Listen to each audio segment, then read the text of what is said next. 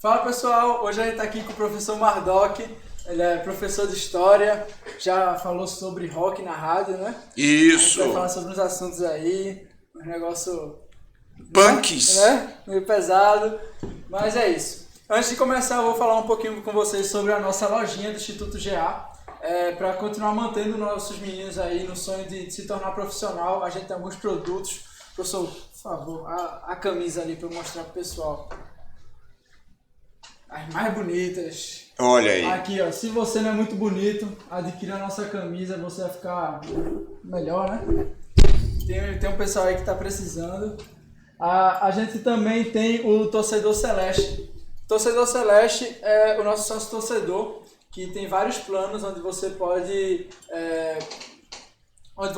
ter acesso ao que nossos atletas têm aqui no Instituto, como dentista, fisioterapeuta, o crossfit, tudo que tem direito. Bater uma bolinha de vez em quando, não é bom? Sem dúvida, é uma miscelânea de serviços, muito grandes bom, profissionais, né? Amizade que você costura por aqui, nutre, claro. Adoro. Bom, vamos começar lá nossa entrevista com o professor Mardoc. Pode ficar só com o senhor aí. Agora galera, o papai comigo, se liga. O pessoal tá aí pra ver o senhor.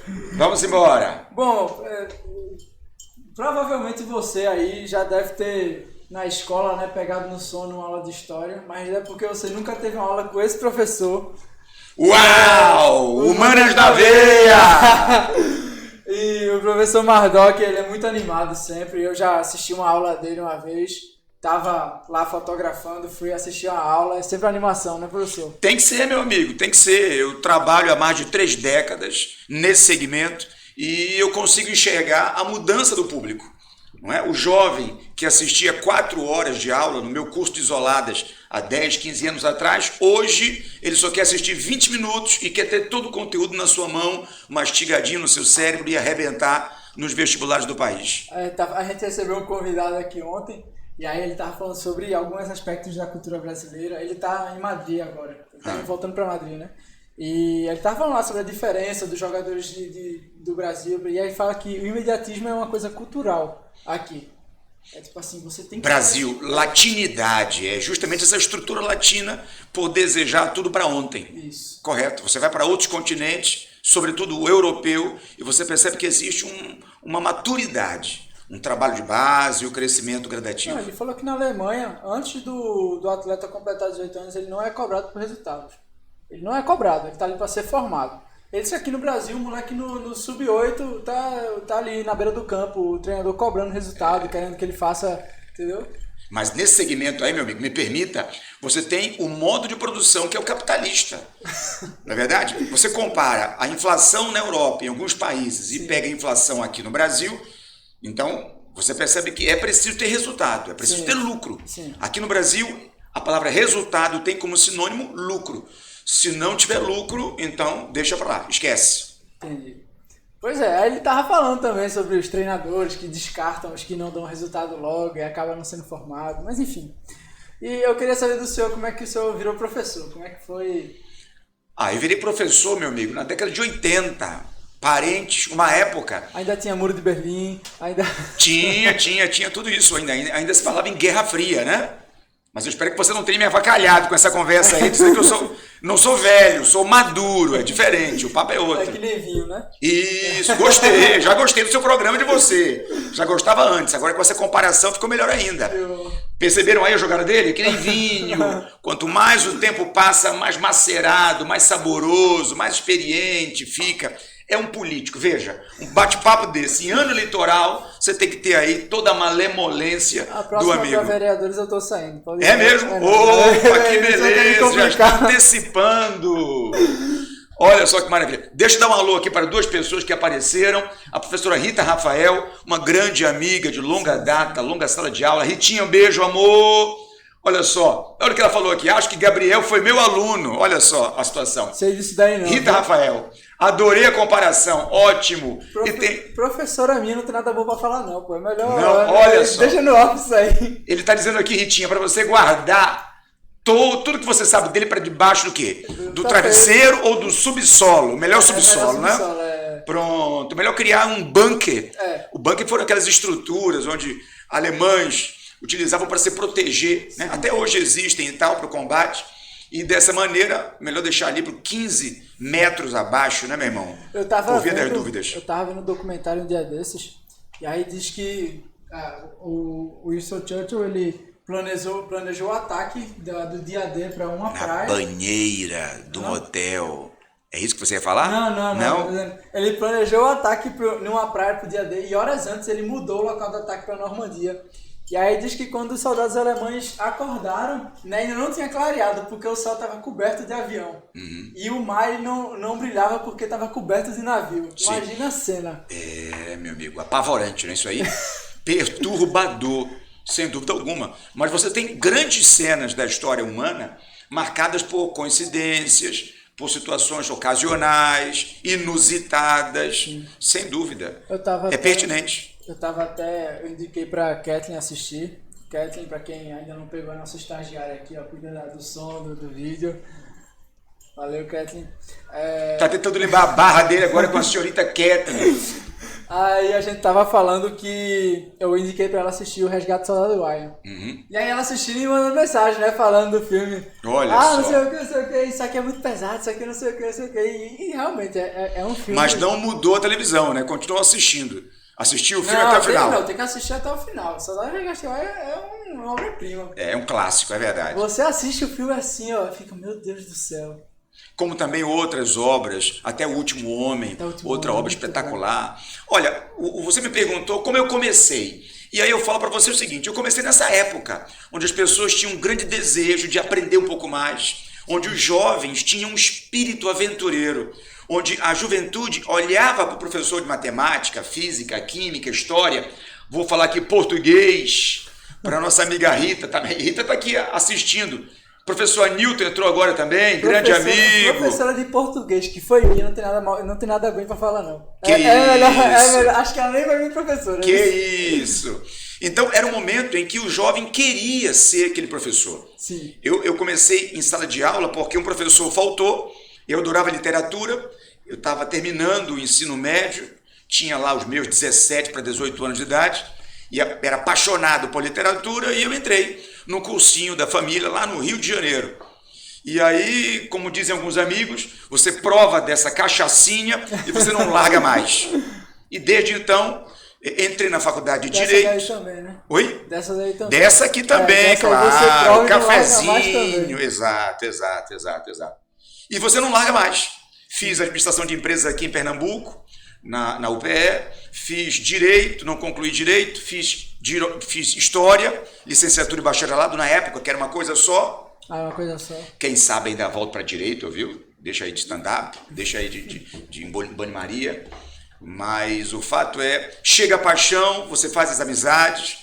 Eu comecei numa época em que o ego era massageado pela profissão, em que você era muito bem remunerado também, só com os cursinhos.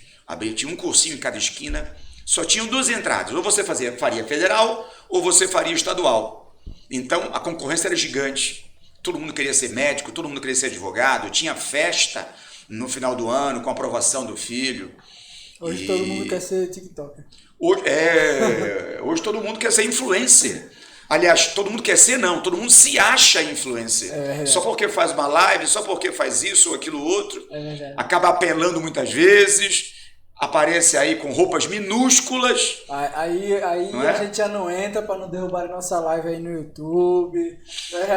Até porque, meu amigo, imaginar você com roupas minúsculas seria complicado, viu? Seria bastante delicado ver você aqui, quem sabe, com fio dental, entrevistando aqui só para trazer... Aí é complicado, é melhor ficar na conversa, né, professor? Vixe, Maria. Admiro você assim tá tomando muito café. Muito café. Não, sem café não rola entrevista. Não é? E aí passei por vários momentos, já trabalhei em Macapá, já trabalhei em Belém do Pará, já trabalhei no Rio de Janeiro. Tudo como professor. Já, exatamente, não largo mais isso. Aqui em Pernambuco. E aqui em Pernambuco trabalhei em grandes empresas que abriram unidades em Caruaru, em João Pessoa, em Campina Grande. Portanto, você abre um leque e você tem a grande satisfação. Por exemplo, agora há pouco, antes de vir para cá, eu fui até a farmácia. Quando eu estava entrando na farmácia, o rapaz, o farmacêutico disse, pois não, professor, o senhor deseja o quê? Que legal. E aí você acaba criando um grande leque, que é o resultado da profissão, que você abraçou com unhas e dentes, que você faz com prazer, com enorme satisfação. Ser reconhecido, né? Isso, exatamente. No fundo, é o que todos nós queremos. Esse reconhecimento. Sim. Né? Pelo trabalho bem feito. E agora, por último, eu já tenho uma certa idade, já estou aí com uma idade arredondada, né, de 5 décadas, e aí a gente continua fazendo grandes amigos. Amigos como Carlos Bravo, que você conhece também. Pra cá. Ele é o professor Carlos Bravo, pelo amor de Deus. Olha, anuncia aí. Já tá ficando chato, tanto que eu já chamei o senhor. Venha logo, o professor Marlon que veio.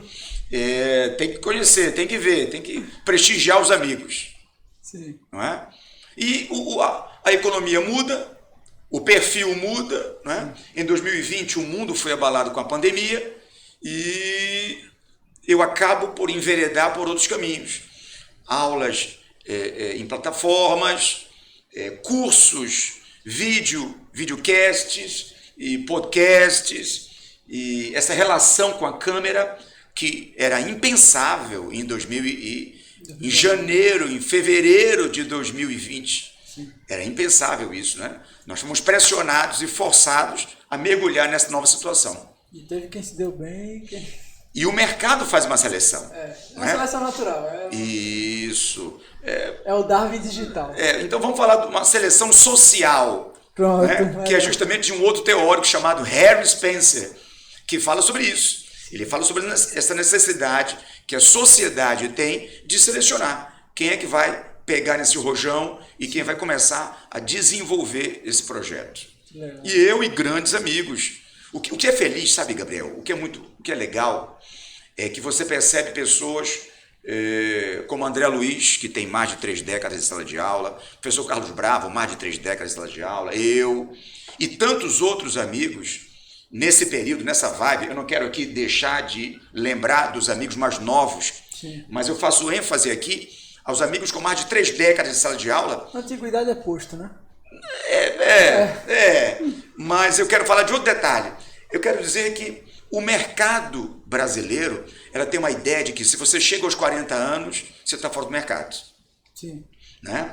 Se você chega aos 30, está fora do mercado. E nós chegamos aos 50. E nos renovamos. E isso é importante. É importante destacar isso. Não é você que tem que obedecer o mercado. É o mercado que tem que obedecer você. É claro que eu não vou agora com 50 ser um atleta, não é, de ponta. Mas a base intelectual, o trabalho pedagógico, didático, essa visão de mundo, como realmente acontece nos países orientais. Existe o respeito que garante a transição. A juventude entra com o vigor, entra com a saúde, e os mais maduros trazem a experiência, trazem o equilíbrio, trazem a serenidade, porque passaram por tantas crises, tantas guerras, greves, tanta instabilidade, enquanto o jovem não tem essa experiência. Sim. Então, a mentalidade latino-americana, a mentalidade brasileira, ela precisa mudar nesse aspecto. Sim. E é preciso que haja respeito dos dois lados, tanto dessa garotada que está chegando no mercado, quanto também respeito de pessoas mais maduras. É importante frisar isso.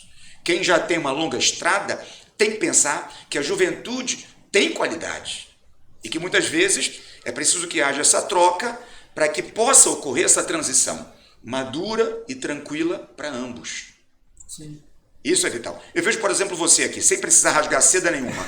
Né? Eu conversava há alguns minutos atrás com a senhorita Kathleen e, inevitavelmente, falar dessa sua vontade de fazer, desse seu desejo, sim, desse seu pontapé inicial, que eu já havia comentado com você numa outra instituição que nós trabalhamos, num grande colégio chamado Divino Mestre, do amigo Massinho. Um abraço, amigo Massinho. Terceira vez, hein, tio? Terceira vez que eu tô chamando o senhor. Também, Massinho? Quarta, já tá ficando difícil. Então deixa eu fazer propaganda aqui. Carlos Bravos e Massinho, o ambiente é agradabilíssimo, o entrevistador aqui, o pseudo-jornalista, o desejoso jornalista, influencer, cria um ambiente, nos recebe muito bem, com direito a café, refrigerante, água, bolinho. Bolinho da Pan Rafa. Olha aí, bolinho patrocinado da Pan Rafa, onde você come e saboreia os mais diversos pratos, biscoitos e bolachas. Brincadeiras à parte, realmente a recepção aqui é de primeira. O calor humano de primeira. Muito massa, professor. Eu só estava falando que participou do rock. Sim, veja só. E antes da pandemia, eu querendo participar desse mundo digital, comecei a assistir uma rádio em Olinda chamada Rádio Dimensão. Um abraço ao meu amigo Cowboy. Todo domingo, rock de primeira, música de primeira. E conversando com ele. Não é essas porcarias do Rock in Rio de hoje em dia, não, né? Não. É aquele rock raiz. Mas peraí, mas quando se fala em Rock in Rio, essas porcarias aqui, é importante deixar claro que esse Rock in Rio e outros festivais abrem um leque tratando, de fato, um comportamento eclético, né? Cosmopolita, aberto. É verdade que parece um tanto quanto esquisito, né? Concordo com você, Gabriel. Parece com aquele psicodélico que tem também. O Lollapalooza. Parece mais um Lollapalooza do que o Rock in Rio, antigamente. Vou puxar a análise mais uma vez para o capitalismo, né? Porque é venda, meu amigo. É verdade. É venda. Dessa maneira você abre um leque e você consegue atrair o sertanejo, o roqueiro raiz, o roqueiro tradicional, o roqueiro universitário, o sertanejo universitário. Então, esse comportamento traz o público. Porque vender para um, só posso vender para vários, né? Isso, exatamente. Então, eu comecei com um programa na Rádio Dimensão, Humanas Total e Rádio Dimensão. Eu e uma galera massa, outros professores chamado Dino Rangel, que não pôde estar aqui porque adoeceu, e um outro colega também, Antônio Júnior, professor de filosofia, sociologia, que também houve um contratempo e não pôde estar aqui com a gente. E nós começamos com essa rádio falando de rock. Só que era grande barato porque é uma rádio, meu amigo, que por sinal faz 100 anos. Parabéns à rádio, 100 anos. Um braço espertíssimo que movimentou o país, né? Na era de ouro das grandes cantoras da época de Vargas. E... A gente vai chegar nele. Ótimo. E nesse contexto era um paredão de fuzilamento. Porque nós entrávamos lá e alguém de Paris, alguém de São Paulo, alguém de Florianópolis tinha uma pergunta, ele era completamente apaixonado por uma determinada banda e jogava no nosso peito. E aí, o que vocês têm a dizer para dessa banda aqui? Pelo amor de Deus, aqui ninguém é roqueiro de carteirinha.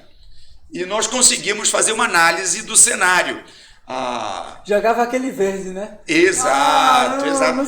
Mas três cabeças pensam melhor que uma, né, meu amigo? Quando a batata ficava muito quente, jogava pro outro. Aí te vira aí. O que tu sabe dessa época? Mas muito divertido. Estamos esperando, por sinal, que essa pandemia seja equilibrada, porque o estúdio é tudo muito pequeno. Sim. E para voltarmos com trabalho, um novo volume, um novo dinamismo, que vocês vão gostar, sem dúvida alguma. Nossa. E, alguns meses depois, entramos com outro programa, com o grande radialista, desportista, Edson Peixoto. Um abraço para você, Edson. Está convidado. Também está convidado? Pronto, Gabriel já convidou todo mundo aqui. Edson Peixoto, Papai Noel, Stalin também pode se remexer no túmulo. Deixa ele lá. Deixa ele Deixa ele lá.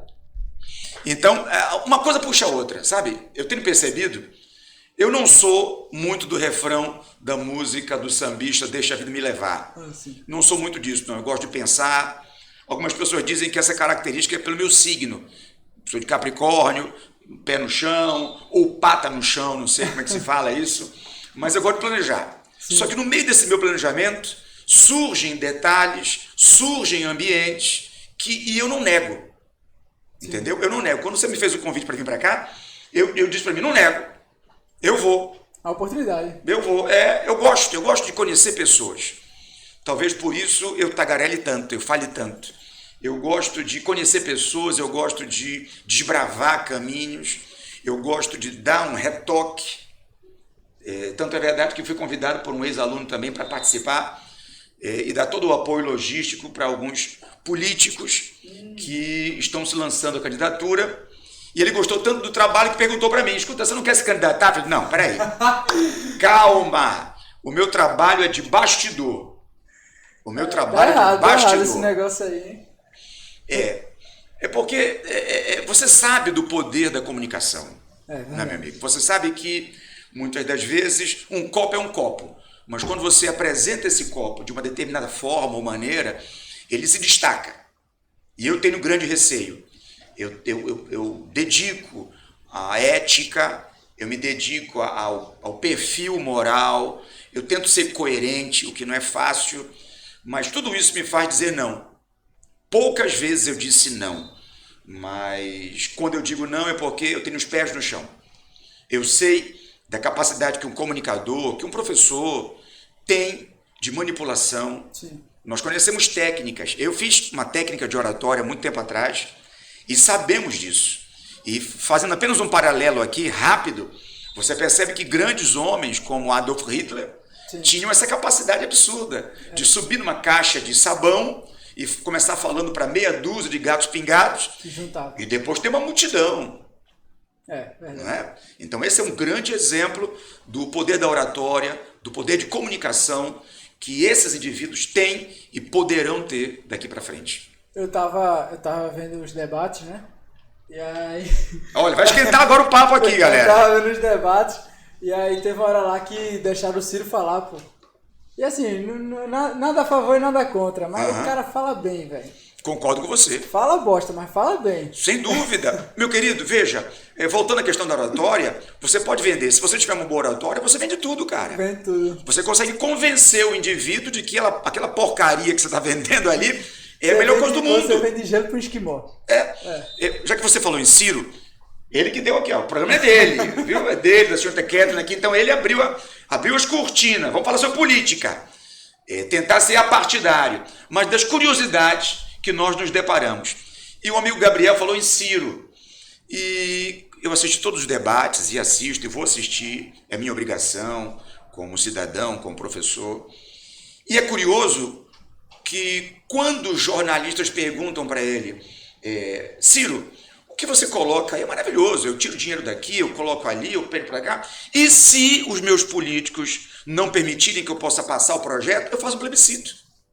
E ele toca na palavra plebiscito como se fosse, eu vou pegar o copo de água e vou arredar. Com essa mesma simplicidade. Sim. E nós sabemos muito bem que a política, ela se sustenta em cima de uma engrenagem muito complexa, meu amigo. O Brasil, de acordo com a minha última contabilidade, tem aproximadamente 37 partidos políticos. 37? E mais de 70 partidos loucos para entrarem e fatiarem esse grande bolo que é a República Brasileira. E colocarem a boca ali debaixo daquela teta que tem leite farto. Por enquanto. A questão, meu amigo, é que é o Estado, cara. É o aparelho de Estado, meu amigo. Então, o aparelho de Estado pode produzir, pode pedir dinheiro emprestado. E depois você pode falar para mim, vai gerar inflação, Mardoc. Vai gerar inflação. Só que os presidentes, uma longa história do Brasil, têm o hábito de empurrar para o seguinte. O próximo. Empurra para a próxima candidatura. Eu vou ficar conhecido por ter sido o homem que levantei o prédio, que levantei o shopping, que mudei a capital, que abri estradas, que criei avenidas, ou abri hospitais. Mas o dinheiro veio de onde? E quem é que está pagando essa empreitada toda? Sim. Não sei. Eu só abri. Eu só inaugurei. Eu só cortei a fita. Mas isso aí, o dinheiro vem da dívida externa, né? Gera-se a dívida externa. E também pode se redistribuir para uma dívida interna. No caso, paga lá fora para continuar devendo aqui dentro. Sim. Ou distribui para os estados também, com a desculpa do federalismo. Está percebendo? Eu peguei o dinheiro, eu fabriquei o dinheiro, mas você, Gabriel, que é um estado, me pediu emprestado. Então eu distribuo isso a partir dos títulos públicos. E aí eu começo ali, a levantar para cá, para ali, para lá, os famosos precatórios. Sim. E aí voltamos a uma questão antiga, lá de por volta de 2018, 2014. Vamos às pedaladas fiscais, meu amigo. Sim. É o famoso jeitinho brasileiro que é encontrado a partir das brechas. Aliás, eu não vou dizer nem brecha, eu vou dizer Grand Canyon, que a República Brasileira cria. E um advogado experiente, assessorando um político com moral duvidosa, consegue se alimentar fácil de tudo isso. Entendi. Professor, eu já sei que o senhor sabe, né? Mas eu vou falar, vai que o pessoal aí não sabe. Ano passado eu estava servindo no ano obrigatório, né? Como recruta. E aí lá dentro, quando a gente entra, as primeiras semanas é só paulada. Só paulada. É aula de manhã, de tarde, de noite, aula de manhã, de tarde, de noite. E a gente tem aula de história. E aí aula de história, você sabe, né? Não sei.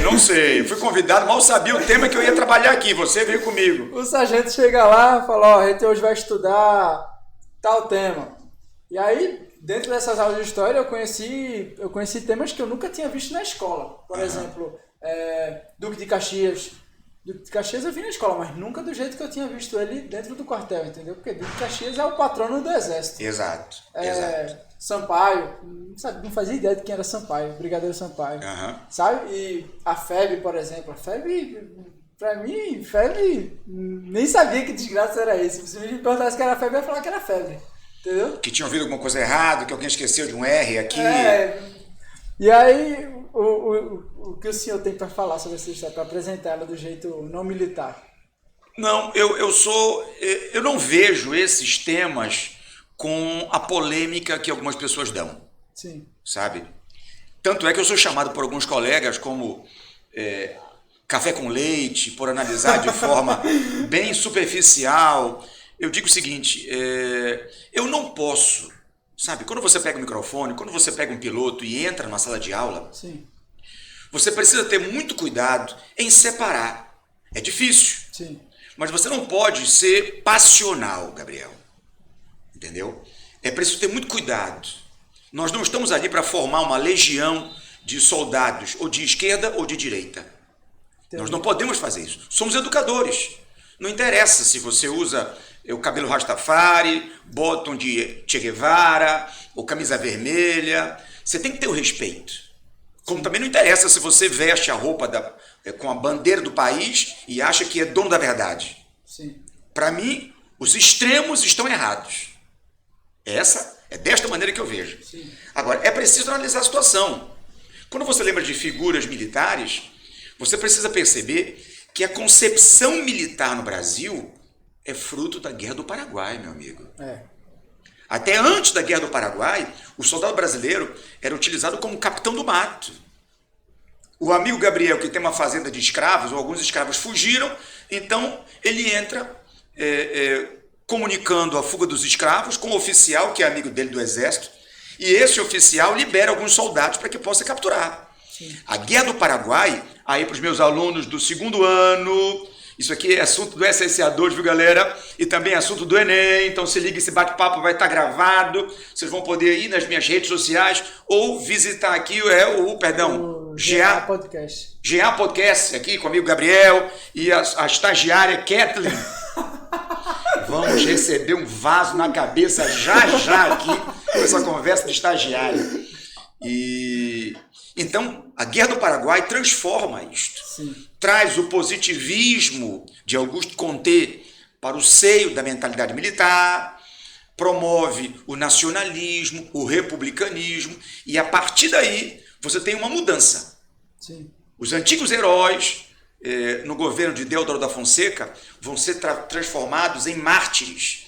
É o caso de Joaquim José da Silva Xavier. O Tiradentes. Isso. Correto? Sim. E a partir dali, o Brasil tem um hiato. O Brasil vai ter um vazio. Que vazio é esse? Você tem 2 presidentes militares, o Marechal Deodoro e o Floriano, vice, que depois assumiu. Isso. Essa propagação vai da proclamação da República, novembro de 89, até 1894, que é quando Floriano deixa e assume a pasta um civil, o primeiro civil no Brasil. Diga-se de passagem que esse civil ele foi amparado pela elite paulista, pela elite cafeeira. A República do Café com Leite. Exato. Olha lá, que maravilha. Prestei atenção. Ele prestou atenção nessa aula. E olha que não foi meu aluno, hein? Então bater palma aqui pro professor de história do nosso amigo Gabriel, que conseguiu enfiar na cabeça dele, enquanto ele paquerava alguém aqui, enquanto ele jogava papel na cabeça de outro ali. Que isso, eu era um bom aluno. Eu dormia. Continuando. Palavras dele. Palavras do Gabriel. Bom aluno. E a questão é essa. Então, o hiato é de 94 até 1930, quando nós temos um aristocrata chamado Getúlio Vargas, que não vence as eleições, mas através de um golpe... Esse é bravo. Através de um golpe, que alguns livros didáticos afirmam que foi uma revolução, a chamada Revolução de 30, de revolução não foi nada. Uma revolução requer uma grande transformação, uma grande mudança, que não houve no Brasil, já que a elite, a aristocracia de São Paulo e Minas, perdeu espaço para a chegada ao poder de uma outra aristocracia, a do Rio Grande do Sul. Sim. Foi trocar 6 por meia dúzia. Exatamente, 6 por meia dúzia. E Vargas vai ficar no poder por 15 anos, onde ele vai industrializar o país, estabelecer as bases, que todo mundo aqui já sabe, sem dúvida alguma. Foi meu aluno, já sabe, tem que saber. A Companhia Siderúrgica Nacional, a Companhia Vale do Rio Doce. Agora, assim, diz que na época de Getúlio Vargas o pessoal tinha uma adoração por ele. Dizem que minha avó, minha bisa, ela tinha um santinho do Getúlio Vargas em cima da geladeira. Tipo, o povo... É verdade, é verdade, é verdade. Essa adoração existia. Esse ufanismo, essa valorização do ícone, do herói existia. Era fruto do período. Na década de 20 você vai ter o culto ao líder com Benito Mussolini. Sim. Em 35 você tem Hitler, que alcança o poder, que também vai gerar o culto ao Führer. Só que antes disso, em 26, você tem em Portugal Salazar. Em 36 você tem Francisco Franco na Espanha. Quer dizer, era um período do entre-guerras. A sociedade estava carente, meu amigo. Imagine só. Tudo destruído. Isso. A época belle-époquiana da Primeira Grande Guerra Mundial, ela estava em ruínas. Então, era preciso fortalecê-la. O liberalismo estava em crise. Os americanos, que saíram como grandes vencedores, emprestando dinheiro para todo mundo, viviam o ufanismo do capitalismo. É o plano Roosevelt? Não, Roosevelt depois. Plano Marshall. Depois. O que vai acontecer, o plano Roosevelt, que vai ser chamado de o Grande Acordo. É depois da Segunda Guerra que vem o plano Roosevelt emprestar Não. dinheiro. O plano Roosevelt do Grande Acordo, ele vai ser criado a partir da quebra da Bolsa de Valores de Nova York, que acontece em 29. Sim. Tá percebendo? Eu estou falando de uma crise e de uma propaganda americana chamada de American Way of Life. Estilo de vida. Exato. Pós Primeira Guerra Mundial. Sim. Entendeu? Esse novo acordo que eu falo aqui para você, ele vai representar a nova intervenção do Estado na economia, que é chamado de New Deal. O Estado passa a intervir na economia. Aquela ideia do laissez-faire, da liberdade... O liberalismo econômico... Isso. O Estado vai dizer, não dá para viver dessa maneira não, temos que intervir. Isso é Churchill se revirando dentro do caixão. Não. Churchill vai entrar na Segunda Grande Guerra Mundial, bicho. Já era um grande estadista, um grande diplomata. Mas vai sentar o martelo nesse período aqui, entre o final da Primeira e o início da Segunda Grande Guerra Mundial. Agora, algumas coisas que a gente estuda sobre ele é que o cara ele era um grande estrategista. Com certeza. Ele muda ali o local do ataque na Normandia horas antes, ele fica soltando informação errada para os espiões, ele sabia dos espiões, o cara era...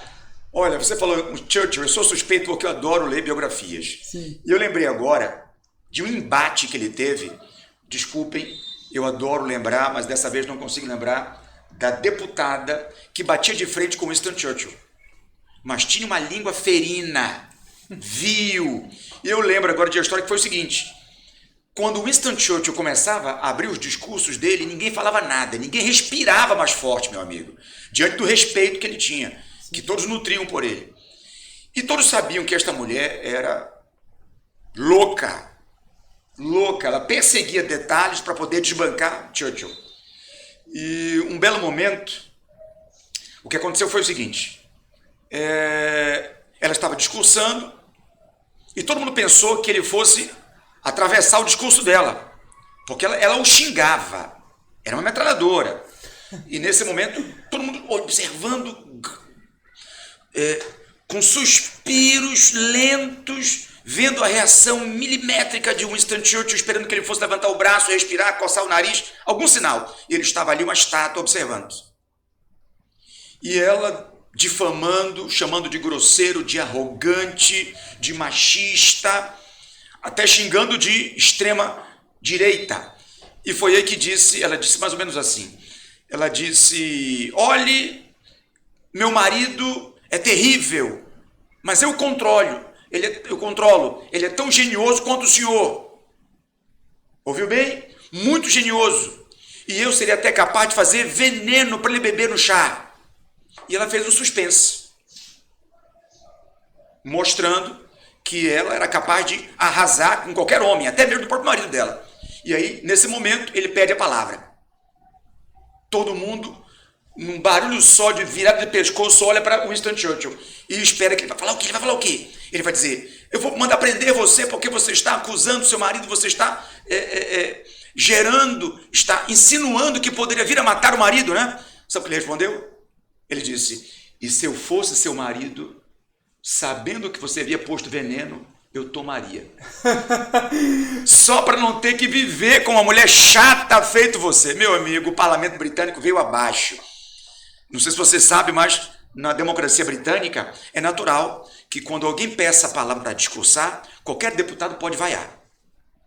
A vaia é uma expressão típica da democracia. Até hoje, quando você percebe a organização do parlamento britânico, você vê que aquela disposição das cadeiras é basicamente a mesma, muito próxima. Sim. O contato é muito próximo. Sim. Entendeu? E o inglês, o britânico, é conhecido por esse rigor no tom da voz, né? Yes, sir. Por essa imposição cultural, como quem diz, quando ele fala yes, sir, é como se ele dissesse: eu sou o melhor, cala a boca que eu sou o melhor, eu sei o que estou fazendo, eu sei o que estou falando. Né? Nas entrelinhas tem isso. E também o inglês é conhecido pela ironia. E nessa condição, Churchill foi perfeito. Foi uma facada... Perfeito, perfeito. Concordo com a deputada, desculpe, não lembro o nome dela agora, da arrogância dele, mas afinal de contas foi ele que salvou a democracia do mundo e a Inglaterra da Luftwaffe na Alemanha. Vamos lá, para um cara que salvou o mundo na Segunda Guerra Mundial, ele pode ter alguns defeitos, né? É permitido. Mas você perguntou sobre o FEB, olha o papo que rolou. A gente andou demais. Não é? E aí você vai ver Vargas, em 1930 a 34, no governo provisório, ele vai primeiro aniquilar a inflação gerada pelo café. Sim, porque queimavam café, né? Exato, ele teve que se livrar do café. Ele criou o CNC, que era o Conselho Nacional do Café, para eliminar o café. E vai pouco a pouco investir no desenvolvimento e na diversificação da economia, na indústria, perfeito, no Brasil. Então, nesse cenário, nessa circunstância, ele começa a arrumar a casa. Em 32 faz uma reforma eleitoral, permite que as mulheres possam votar. Teve a CLT também, que foi dele, né? Mas a CLT vai ser criada só em 44. Quando ele é eleito. Não. Em 43 para 44, ele já está no finalzinho. Estamos na Segunda Guerra Mundial. Em 42, junto com os americanos, o Brasil decreta guerra contra o eixo, mas o Brasil só vai entrar no conflito no final de 44, aproximadamente. Sim. Então, nesse meio tempo, ele cria a CLT. Mas é importante deixar claro, meu amigo Gabriel, aos ouvintes aqui, o seguinte: a criação da CLT nada mais foi do que o ato dele pegar as leis trabalhistas que já existiam. Sim. E organizar. A CLT foi isso, um documento onde ele organiza a relação empregado e empregador. Então ele leva o crédito pelo trabalho que já tinha sido feito. É que ele próprio havia criado também, né? A preocupação da melhoria das leis. Só que ele não foi o grande criador. Sim. Ele não foi o grande criador. Só que acaba recebendo todos os louros, né? Tudo que se envolve com o trabalhismo foi Vargas, com o industrialismo foi Vargas. E não é bem assim. Só que ele, sem dúvida alguma, se transforma como grande arquiteto do Estado moderno brasileiro. Isso é fato. Sim. Isso é fato. E aí, nesse meio tempo, é que Vargas, meu amigo, vai conseguir ficar em cima do muro e comer o bolo dos dois lados. A posição geográfica do Brasil é estrategicamente maravilhosa no contexto da Segunda Grande Guerra Mundial. A guerra que, no primeiro momento, aconteceu na Europa. Todo mundo sabia que essa guerra poderia cambar, poderia cair, poderia declinar para uma guerra no Atlântico. E se essa guerra inclinasse para o Atlântico, meu amigo, a posição do Rio Grande do Norte e de Macapá seria, para lançamento de aviões. Lançamento de aviões, abastecimento, combustíveis, Tanto armamentos. hoje é uma posição estratégica da aeronáutica brasileira. Né?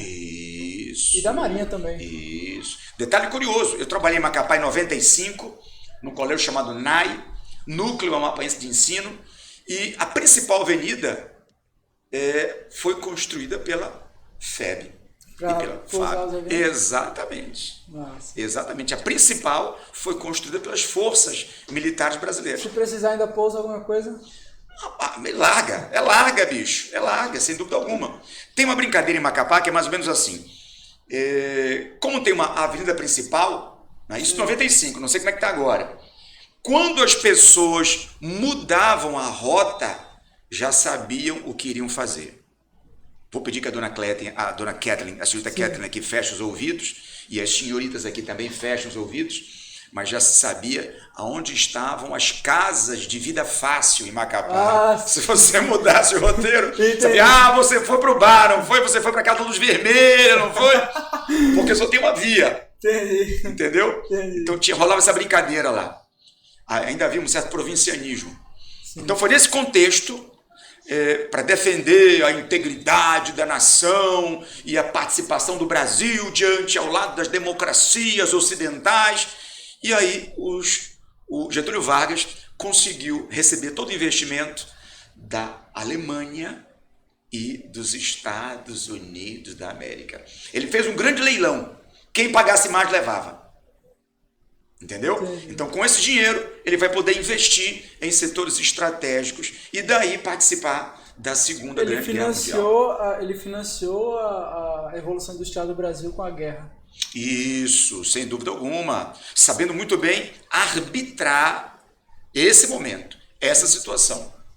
Um negócio que eu acho muito interessante, que eu aprendi no Exército também, é que até hoje, na Itália, as crianças na escola cantam a canção do expedicionário. Eles têm uma adoração pelo que a Força Expedicionária Brasileira fez lá. Ótimo. Porque, tu vê lá, montanha, e a história que contavam pra gente é que o cara ia subir na montanha, tá nós três aqui subindo a montanha. Aí do nada o senhor cai no chão. Depois de alguns segundos que vinha o barulho do disparo. Entendeu? Uhum. E diz que muitas vezes o exército brasileiro ele invadiu o domínio alemão rastejando, subindo a montanha rastejando e matando na baioneta os caras. Não tinha como fazer confronto de fogo. Tem detalhes aqui que eu vou abrir para vocês que são espectadores, ouvintes aqui da GA Podcast. É preciso lembrar de alguns detalhes, Gabriel, que em muitos livros didáticos não são cobertos, não são analisados. Primeiro ponto. Muitos dos soldados brasileiros que participaram da Segunda Grande Guerra Mundial eram netos daquelas famílias de italianos que vieram trabalhar nos cafezais. Sim. Então, quando esses soldados brasileiros pisam em solo europeu, eles encontram seus familiares, que os recebem de braços abertos. Dessa maneira, os nossos soldados brasileiros tinham um sobrenome italiano. Entendi. E puderam gozar da segurança, uma boa recepção. Exatamente. Do prestígio, do ambiente. E dessa maneira puderam fomentar a ideia de que o grande inimigo aqui era a ideologia fascista. Sim. Aliás, são dois países invadindo o meu país. Pelo menos um que está invadindo tem meu sobrenome. Então... Exato. Então nós não podemos brigar uns contra os outros. Esse ponto foi determinante para que o Brasil pudesse ter grandes vitórias, inclusive contra forças alemãs. Sim. Eu sei que vão dizer que o exército alemão nesse momento já estava moralmente combalido, mas é importante lembrar que os soldados brasileiros mal tiveram fardamentos adequados. Poucas pessoas sabem, por exemplo, uma outra curiosidade que eu abro aqui para você, que o coturno, a bota que o soldado brasileiro vestiu, calçou, o número do pé era 38, mas a bota era 42. Entendeu? Sim. Então ficava uma folga. Você já vestiu, já calçou a bota. E depois que molha, começa a cortar. Não é? E os soldados brasileiros utilizavam papelão para enxertar a bota. Devia cortar mais ainda. Mas, meu querido, os soldados brasileiros participaram de um momento de um longo e prolongado e severo inverno na Europa. Então, quando haviam soldados que sofriam de um processo chamado de gangrena, congelamento e apodrecimento da perna, das vísceras, celular e tudo mais, o soldado brasileiro teve a proteção.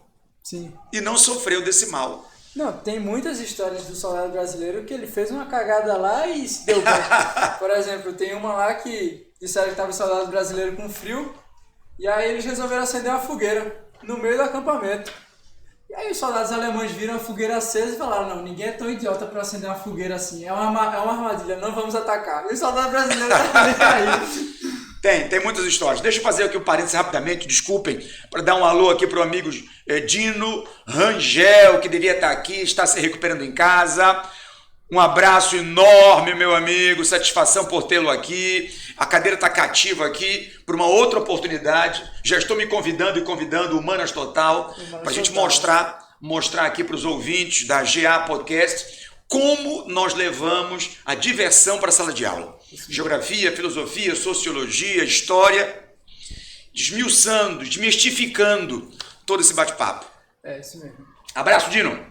Aí, no que eu estava falando, o que a gente recebe lá de instrução sobre isso é que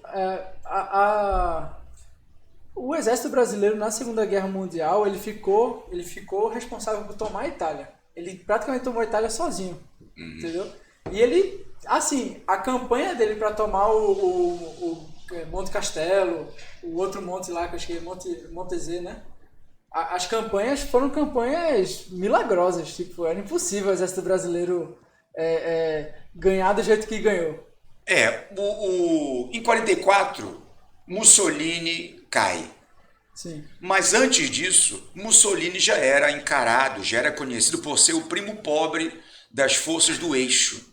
Porque por diversas vezes as tropas alemãs ficaram encurraladas e Hitler foi obrigado a ter que invadir o território para libertá-lo. Então isso é patente, está nos livros, nos anais da história militar da Europa, do Brasil e por aí afora. E essa circunstância fez com que também o exército brasileiro pudesse se destacar e pudesse ter grandes vitórias. Sim. Que fortaleceram a moral do povo brasileiro, fortaleceram a moral do Estado brasileiro. Sim. Entendeu? Só que Getúlio Vargas vivia uma grande contradição. A contradição é que internamente ele era nazifascista. Então era uma incoerência. Já era incoerência o fato dele estar ao lado das democracias ocidentais. Sim. Já era uma incoerência ele defender essa democracia, sendo abertamente um nazifascista, perseguindo escritores, perseguindo qualquer instituição que se posicionasse contrário ao seu governo. Sim. O senhor falou de escritores, eu estava vendo... Monteiro Lobato, Graciliano Ramos, foram perseguidos por ele. Eu estava vendo um documentário sobre os grandes escritores do século XX. Tem C.S. Lewis, o Tolkien, também tem aqueles de esquerda, eu esqueci o nome, que escreveram obras literárias, H.G. Wells, que foi o pai da ficção científica. Os livros dele são o século incríveis. XX, depois das duas grandes guerras mundiais, meu amigo, e com a Guerra Fria foi uma grande manifestação que, mesmo sabendo da capacidade que ela teve de dividir o mundo entre capitalistas e comunistas, ela incentivou e estimulou não apenas a corrida armamentista, mas também o desenvolvimento tecnológico. Da corrida espacial. Exato, exatamente. Ela estimulou essa competição desportista e é inevitável que de ambos também tivemos o incentivo, o estímulo à intelectualidade. Sim. Tá percebendo? Mesmo sabendo que os arquivos dos dois lados eram fechados, eram trancafiados.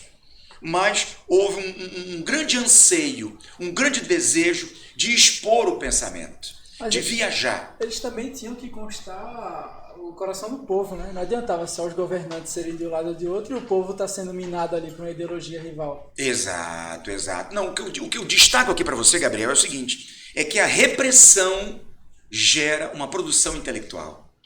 Entende? Eu não vou dizer para você aqui que é fundamental que haja repressão para que as pessoas passem a produzir. Sim. Seria uma ingenuidade da minha parte, seria um comportamento porra louca da minha parte dizer que a sociedade humana precisa de repressão. Mas é sabido por todos que, diante do não, você tenta descobrir por que não. Sim. Eu posso fazer, eu posso respirar. Não é? Sim. Tanto é verdade que eu lembro agora que um jornalista teria perguntado para um cantor brasileiro, um artista brasileiro, Chico Buarque, que ele dizia o seguinte, o jornalista perguntou, por que você não produz mais música, Chico Buarque? Por que outras pessoas não produzem mais música? E ele teria dito que toda essa liberdade e todo esse avanço tecnológico e todo esse acesso permitiu uma cultura oca, Sim. uma cultura vazia, uma cultura que não produz conteúdo. Sim. E abre um precedente para que todo mundo possa falar, para que todo mundo possa se expor. Nada mais é medido, não existe uma base, não existe uma preocupação em ter que utilizar o vernáculo da língua, utilizar a grafia correta, obedecer os padrões linguísticos, para que você possa valorizar a língua. Sim. Entendeu? A língua se perdeu. O senhor falou disso agora, eu me lembrei de um trecho de Clube da Luta. Lembra? Você Filme? assistiu? Sim. Que ele fala, Que trecho? ele tá lá falando com o pessoal, né? E ele fala, ó, a nossa grande depressão em nossas vidas é a nossa grande guerra espiritual. Ele tenta falar que, tipo, não existe sentido de estar fazendo parte dessa geração onde não tem nada com que ele tem que debater de frente, lutar. O grande inimigo dele é ele mesmo, porque, tipo, ele é preso ao consumismo, ele é preso ao... Querendo ou não, a nossa sociedade hoje em dia ela é meio escravizada dela mesma. Você Os padrões que se autoimpõem. Isso. É verdade, é verdade. E essa discussão que nós estamos tendo aqui já era levantada há muito tempo atrás. Entendeu? O livro 1984, De George Orwell. exatamente, já falava de uma sociedade altamente fiscalizada, onde os indivíduos ficariam presos, acorrentados em cima dos próprios padrões. Sim. Não é? Aí você chega na década de 70 e você encontra Cidadão Kane, uma obra clássica que mostra também o capitalismo, a influência, a manipulação das instituições. Sim. Entendeu? Então a sociedade já recebia termômetros de como esta sociedade iria se desdobrar. Mas tu vê, hoje em dia, 84 é uma obra que poucas pessoas atualíssima. entendem. Não, é atual, mas se tu joga na mão de um menino que está hoje no ensino médio, dificilmente ele vai entender as comparações que 84 faz, assim como Revolução dos Bichos. Exato. Concordo com você. Um dia desses, Concordo com você. Um dia desses eu estava com um grupo de adolescentes e comentei que o Jô tinha morrido.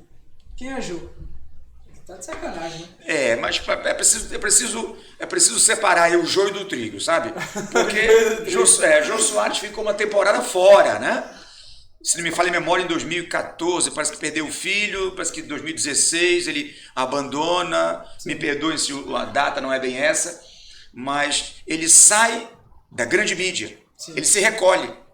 Né? E o jovem, ele tem uma sede, ele tem uma fome insaciável pelo que acabou de ser produzido. Depois ele enjoa. Sim. Depois ele enjoa. Não é? Você percebe, por exemplo, que a própria sala de aula perdeu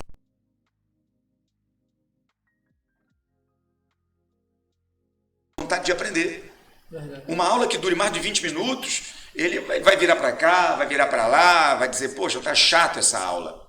Porque o professor não fez nada para mudar. Sim. Entendeu? E a comunicação é assim. O jornal é assim, o telejornalismo é assim.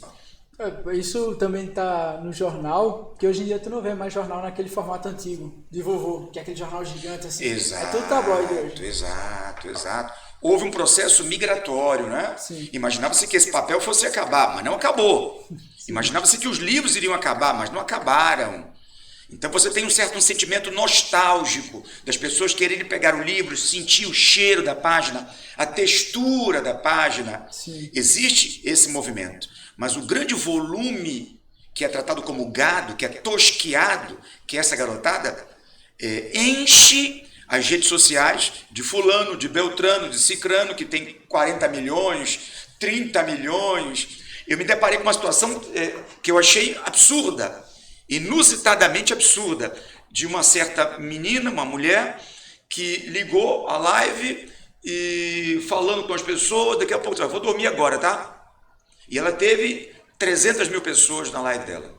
E ela dormiu e as 300 mil continuaram. Pelos 20 minutos que ela estava lá cochilando. Depois ela acordou e continuou o bate-papo. É a geração atual, né?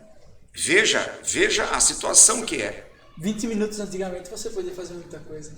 Hoje em dia, pelo imediatismo e também pelas redes sociais, 20 minutos É uma eternidade.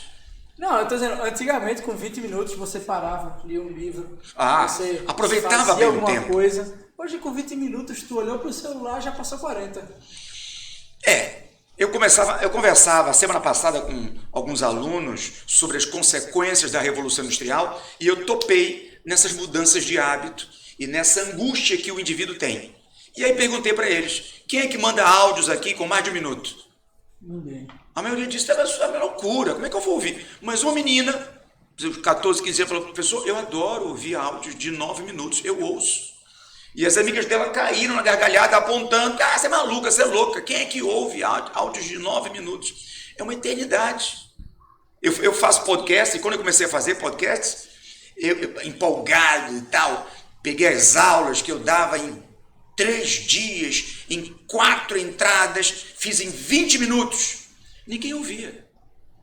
Aí eu criei um podcast com a seguinte abertura: socorro, professor, eu quero aprender, mas não gosto de ler. E aí comecei a fazer áudios, aulas. Primeira Guerra Mundial, 10 minutos. Revolução Russa, 9 minutos. Fulano, outra guerra, 3 minutos. Meu amigo, foi uma chuva. A garotada consumindo de forma absurda, como se fosse matar a sede. Mas aí o senhor criou uma necessidade, porque ouvir um áudio de 10 minutos é uma loucura, mas ler um livro é uma loucura maior ainda, então pelo menos... Para mim, francamente falando, o absurdo é o aluno comprar essa ideia. Socorro, professor, eu preciso aprender, mas não gosto de ler. Essa rima que pegou, Sim. Entendeu? E que o aluno admite. O aluno assume. Eu não vou me debruçar para ler um calhamaço de 500 páginas. Não vou fazer isso. Eu quero fazer a prova. Eu quero aprender para fazer a prova que é amanhã. E depois... Não me preocupo se eu vou precisar desse conteúdo no próximo... na formação da minha disciplina. Acreditem, criança, vocês vão precisar. Mas aí você pensa na família, meu amigo. Como é que é a família hoje? O formato da família hoje, Gabriel? O pai trabalha até tarde, a mãe também, chega em casa, oi, jantou, cão, acabou. Exato. O filho, ele sabe por onde? Eu vou fazer uma live para falar com meu filho. Ô, meu filho, você tá bem hoje? Você comeu o que hoje? Tá tudo bem? Foi ao banheiro, escovou o dente? O papo é esse. Olha, esse é meu pai, vou te apresentar meu pai. Vou fazer uma live para te apresentar meu pai. Sim. Entendeu? E depois a sociedade se questiona. Poxa, por que meu filho caiu para as drogas? Por que minha filha teve um acidente de percurso e uma gravidez fora do tempo, precoce, não planejada? É isso. Sim. Então, eu não estou aqui defendendo aqueles valores da família, do papai e da mamãe ficar em casa cozinhando. Sim, não. O que eu defendo aqui é que é muito importante que você pense cada passo que você vai dar. Eu te amo, vamos casar? Vamos. Tem que ter filho agora? Não. Sim. Calma, vamos planejar. Vamos organizar o tempo. Então, esse é o grande barato. A modernidade tem as suas qualidades, mas as pessoas também têm as consequências, né? Perfeito.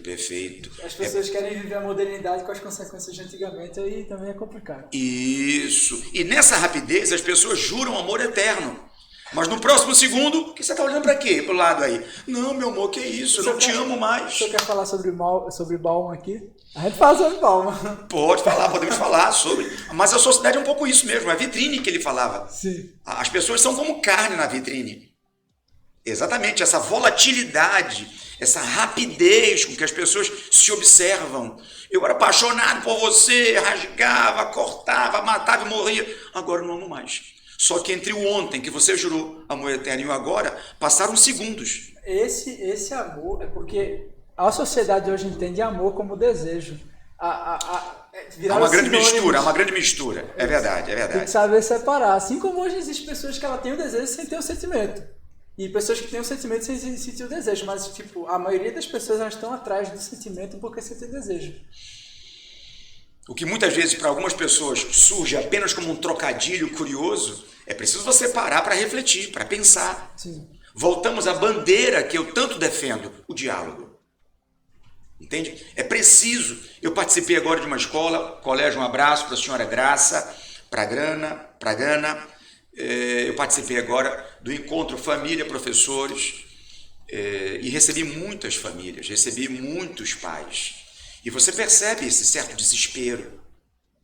Você percebe claramente isso. O desejo de acertar, por isso que eu elogiei e elogio aqui publicamente o fato dos pais terem organizado o seu tempo e se deslocado para a escola.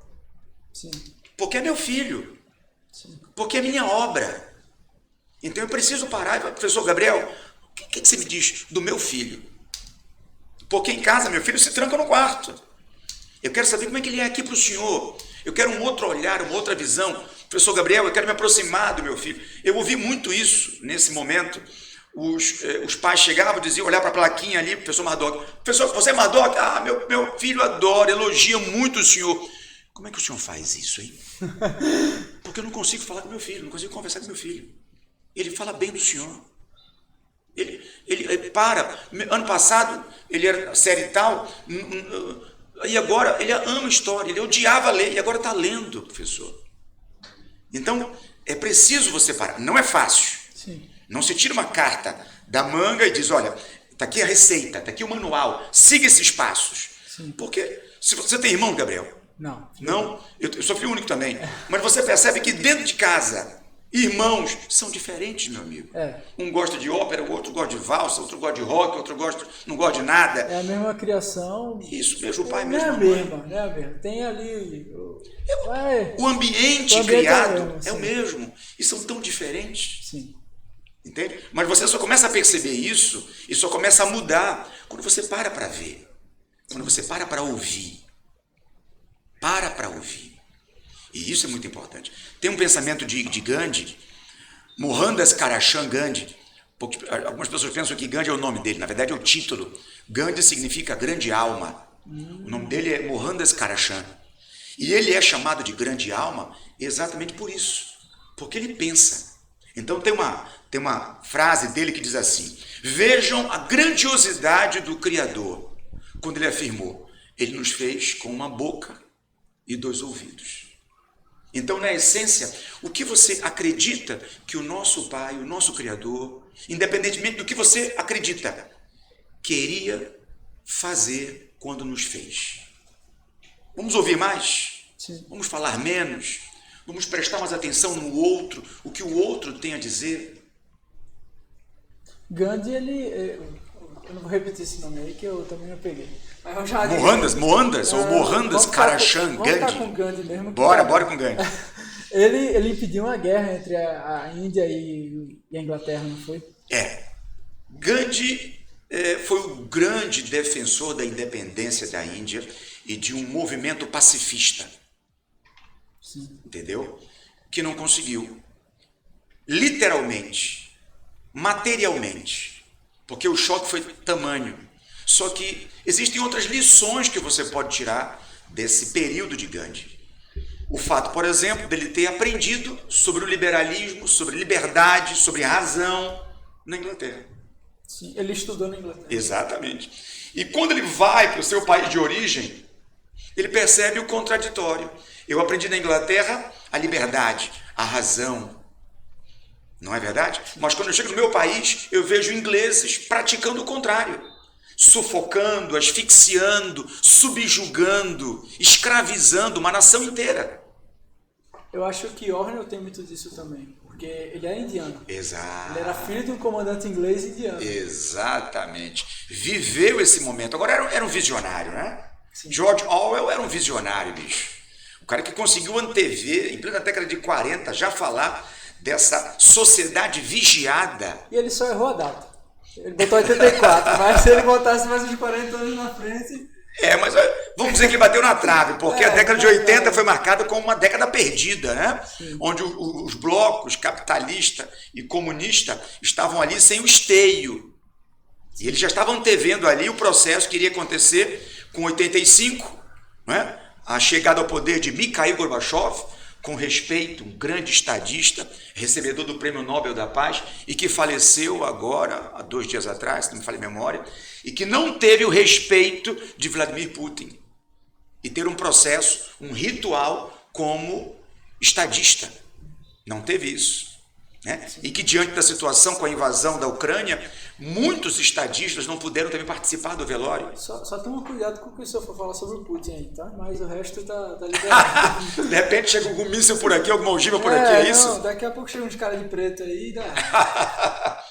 Mas é uma vergonha isso, né? A história vai rever essa situação. Sim. A história vai recontar esse momento de Vladimir Putin, da invasão da Ucrânia, da importância da Ucrânia na história. Sim.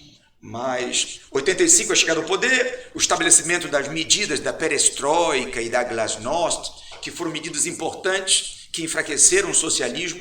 Não era o que ele queria, mas acabaram enfraquecendo. 89, a queda do Muro de Berlim. 91, a fragmentação da União Soviética e a criação da CEI, da Comunidade dos Estados Independentes. Então você tem uma nova estrutura, como já dizia o poeta Caetano, né? Uma nova ordem. Uma nova ordem está surgindo. Alguma coisa acontece, né? Está surgindo uma nova ordem, está surgindo um novo mundo, está surgindo uma nova realidade. Só que esta realidade acontece sempre. Micro-realidades, micro-mudanças. Mas daqui a pouco vem uma pandemia. E aí as mudanças são tremendas. Tão grandes que no seio dos historiadores não se fala em mudanças. Fala-se em construção de uma nova ordem. A criação de uma nova ordem. As mudanças aconteceram quando terminou a Segunda Grande Guerra Mundial. E aí tínhamos mudanças. Mas com a pandemia agora, novos valores foram criados, novos hábitos foram alimentados. Então não houve mudança, houve a construção de uma nova humanidade. O senhor estava falando sobre a guerra na Ucrânia. É um assunto que, assim, a gente está vivendo história agora, né? Isso. A gente está... Vivemos sempre. Sim, a gente passou pela pandemia, está passando pela guerra na Ucrânia. E, assim, guerra na Ucrânia, beleza, mas o que é exatamente a guerra na Ucrânia? Olha, eu posso passar aqui o resto do ano falando para você sobre o que é uma guerra na Ucrânia, mas eu vou ser bem sucinto. A guerra na Ucrânia, meu amigo, é fruto da mentalidade ultrapassada de um egoísta ditador. É isto. Porque se ele desejasse realmente aniquilar a Ucrânia, ele poderia fazer uso de outros artifícios, de outro expediente. Sim. Poderia fazer isso. Só que a mentalidade de Vladimir Putin era a mentalidade do século XIX e XX. Sim. Eu tenho que invadir. É a KGB falando dele. É aquele coração pulsante da KGB. Exatamente. Agora, eu não sei se isso é o motivador ou é a consequência, mas dá para perceber que está tendo uma troca do dólar pelo rublo por causa da guerra. As pessoas estão começando a comprar petróleo e gás, tudo da Rússia. Esta foi uma medida estabelecida exatamente por Putin. Ele não permite a conversa com a compra do gás, com a passagem do petróleo em outra moeda que não seja o rublo. Entende? E ele foi esperto nisso, porque está valorizando. Não sei até que ponto ele está sendo esperto. Sabe por quê? Porque hoje temos um mundo globalizado, meu amigo. Sim. Então, se o barril de petróleo sofre um aumento em centavos de dólar, nós temos um frentista em Lagoa dos Gatos. Sabe onde fica Lagoa dos Gatos? Não? Eu costumo brincar. Onde fica Lagoa dos Gatos? Sabe onde fica Caruaru? Sim. Então, Caruaru tem um interior, Cupira. E Lagoa dos Gatos é interior de Cupira. Então, é bem longe, meu amigo. Imagina. É bem longe. Então, se aumenta em 1 centavo de dólar o barril de petróleo pela OPEP, vai haver a demissão de um frentista em Lagoa dos Gatos. Então, essa conexão torna a economia muito instável e muito suscetível. Qualquer mudança nesse tabuleiro, você pode gerar uma atrocidade no mundo econômico, no mundo financeiro, no mundo diplomático. Deixa eu só tirar uma dúvida com o senhor. O senhor acredita que guerra, como foi a primeira e a segunda, hoje ela não é mais possível?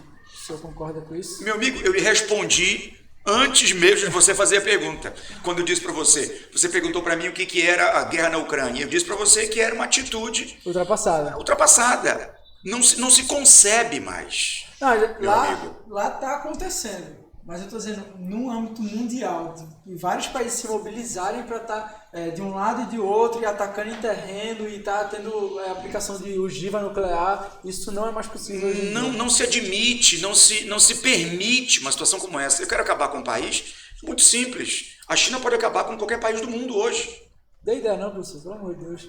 É a realidade, meu amigo. Quando se falava lá com a relação que o presidente brasileiro, o senhor Jair Messias Bolsonaro, não é? Sim. Com o presidente Donald Porra Louca Trump lá nos Estados Unidos, o homem do topete que parece mais uma pista de skate, não é? Quando se falava naquela briga ali, as pessoas diziam, eu sou mais tio Sam, eu vou apoiar o tio Sam e tal, deixa a China de lado, não sei o quê. Só que era a China que comprava, meu amigo. Era a China que comprava aproximadamente 40% de produtos brasileiros e era a China que vendia 60% do consumo. E nessa situação global, onde a guerra não é mais invasão e tiroteio, a guerra é econômica. O senhor acredita que foi um descuido deixar a China virar a indústria do mundo? Tipo, tudo é produzido na China, tudo é vendido e comprado na China. Gabriel, descuido, eu não usaria essa palavra, meu amigo. Sabe por quê? Como é que você vai poder combater uma economia que por décadas manteve um crescimento de 7 a 11% ao ano, cara? Como? Como é que você vai poder combater uma economia que numa determinada cidade a pulsão, o dinamismo econômico é tão grande que ao lado eles constroem uma cidade com shoppings, com delegacias, com escolas, com estrutura toda, para que possa haver um processo migratório rápido. Como você vai conseguir combater uma economia sagaz, como a chinesa se colocou? Você vai ter que ter uma economia tão rápida quanto. E como fazer isso? Era mais fácil para o governo chinês. Por quê? Da fronteira para dentro, ela utilizava preceitos e características capitalistas, mas da fronteira para fora, ditadura. Sim. Gabriel, quer investir aqui? Então, peraí, eu vou separar aqui um trechozinho que é chamado de ZEIs, Zonas Econômicas Especiais, para você investir. Mas tem uma coisa. O Estado tem participação nisso. Total. Você não vai poder lucrar e desviar todo esse dinheiro para o seu país de origem, para a empresa matriz. Tem que deixar um pedacinho aqui. Exatamente. Mas peraí, Mardoc, então, o que você me dá em troca? Simples. Você não vai ter greve aqui, cara. É verdade. Você vai ter operários obedientes aqui, meu amigo, que vão trabalhar uma jornada absurda servindo a você. A diferença de produzir para os Estados Unidos, por exemplo, ter uma indústria na China e outra no México, é que no México ele tem isenção fiscal para colocar a indústria dele ali para funcionar e a devolução disso para o México é gerar empregos. Não existe algum pagamento real, não fica um pedaço do lucro ali. É porque são economias periféricas, né, meu amigo? E numa situação dessas, você não tem muito o que escolher. Você só admite, pelo menos, levar comida para as pessoas. É isso que você, pelo menos, admite. Você percebe o seguinte, nos países latino-americanos, nos países em desenvolvimento, você percebe que a corrupção é uma praga, cara. A corrupção é um cupim, cara. Sabe como é que é o cupim? A história do cupim, né? Você vê ali o cupim no canto do teto e você pensa, ali tem cupim. Não, o cupim já pegou toda essa parte aqui. Ó. O cupim já comeu metade do seu telhado, mas ele apareceu ali. Então essa corrupção, cara, é um câncer, meu amigo. Sim. É um câncer. Enquanto os países não se livrarem desta corrupção, desta praga, dessa mentalidade, eu roubo, mas faço.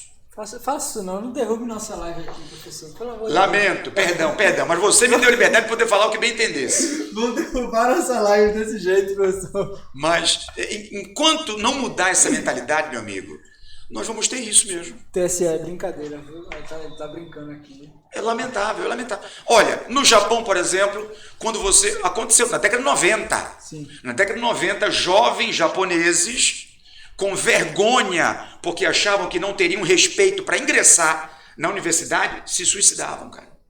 Sim. Políticos japoneses, meu amigo, se suicidavam só de pensar que o seu nome seria exposto numa manchete de jornal, determinado empresário japonês ou político japonês tem seu nome envolvido em lama. Esse sentimento cultural deveria parar por aqui. Devia chegar por aqui. Sim. Não ao ponto de se matar, né? Mas pelo menos uma vergonha na cara. Isso, isso. Aqui no Brasil, meu amigo, tem uma frase de Milor Fernandes que é um espetáculo. Eu estou adorando conversar com você porque eu estou lembrando das minhas leituras, cara. Então tem uma frase de Milor Fernandes que diz o seguinte: o Brasil é contraditório. É o único país onde as pessoas encontram um pedaço de queijo e um rato. E daqui a pouco o queijo desaparece. No Brasil, as pessoas culpam o queijo. A culpa é do queijo, não é do rato. Sim. Então o Brasil é o único país onde as pessoas escolhem para a proteção de um galinheiro uma raposa. Sim. Isso é verdade. Entendeu como é que é a jogada? Tô entendendo. Temos que acabar com essa contradição, cara. Só que o que acontece? Ano eleitoral, o brasileiro cruza os braços. Ah, é porcaria, é roubalheira, é safadeza, eu não quero saber nada disso. Você está errado. Quando você cruza os braços e diz que não quer participar da política, você está dizendo para o corrupto: olha, fica à vontade aí que eu não vou te fiscalizar. Desobriga ele da obrigação. Exato. Olha, pode ficar à vontade aí, a casa é tua. Sim. Entendeu?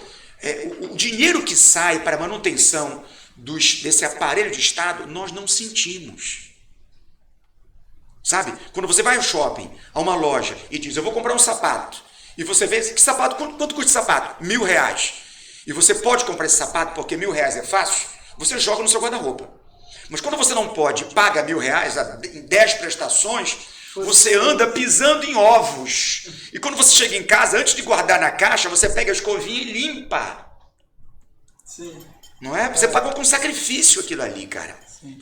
Então a arrecadação do Estado é direto da fonte. Você não sente, você não vê.